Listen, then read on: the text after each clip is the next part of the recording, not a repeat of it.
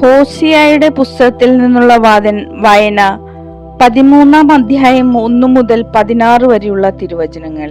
ഇസ്രായേലിന്റെ അന്തിമ വിധി. എഫ്രായിം സംസാരിച്ചപ്പോൾ ആളുകൾ വിറച്ചു.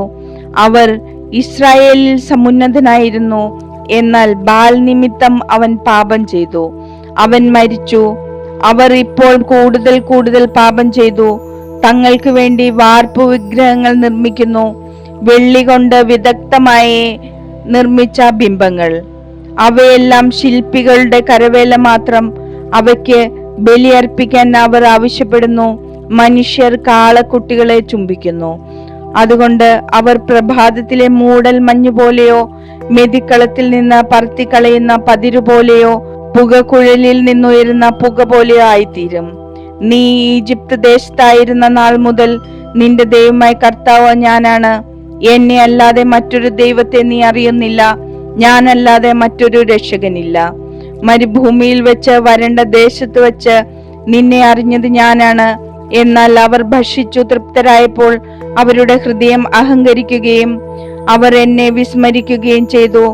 ആകയാൽ ഞാൻ അവർക്ക് ഒരു സിംഹത്തെ പോലെ ആയിരിക്കും, പുള്ളിപ്പുലിയെ പോലെ വഴിയരികിൽ ഞാൻ പതിയിരിക്കും.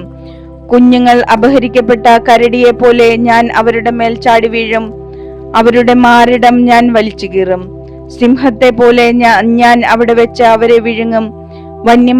മൃഗത്തെ പോലെ അവരെ ഞാൻ ചീന്തിക്കളയും. ഇസ്രായേൽ, നിന്നെ ഞാൻ നശിപ്പിക്കും. ആർക്ക് നിന്നെ സഹായിക്കാൻ കഴിയും? നിന്നെ രക്ഷിക്കാൻ നിന്റെ രാജാവ് എവിടെ? നിന്നെ സംരക്ഷിക്കാൻ പ്രഭുക്കന്മാരെവിടെ? എനിക്ക് രാജാവിനെയും പ്രഭുക്കന്മാരെയും തരുക എന്ന് നീ ആരെ കുറിച്ച് പറഞ്ഞുവോ, അവർ എവിടെ? എന്റെ കോപത്തിൽ നിനക്ക് ഞാൻ രാജാക്കന്മാരെ തന്നു, എന്റെ ക്രോധത്തിൽ ഞാൻ അവരെ നീക്കം ചെയ്തു. എഫ്രായിമിന്റെ അകൃത്യങ്ങൾ രേഖപ്പെടുത്തിയിട്ടുണ്ട്, അവന്റെ പാപത്തിന്റെ കണക്ക് സൂക്ഷിച്ചിട്ടുണ്ട്. അവന് വേണ്ടിയുള്ള ഈറ്റുനോവ് തുടങ്ങി, പക്ഷേ അവൻ ബുദ്ധിഹീനനായ ശിശുവാണെന്ന് തെളിയിച്ചു. അവൻ യഥാസമയം പുറത്തേക്ക് വരുന്നില്ല.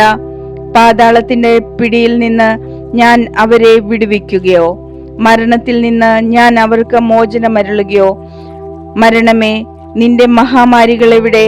പാതാളമേ, നിന്റെ സംഹാരം എവിടെ? അനുകമ്പ എന്റെ കണ്ണിൽ നിന്ന് അപ്രത്യക്ഷമായിരിക്കുന്നു.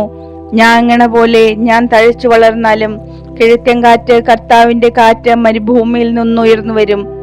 അവന്റെ നീരുറവ വറ്റിപ്പോകും, അവന്റെ അരുവി വരണ്ടുപോകും.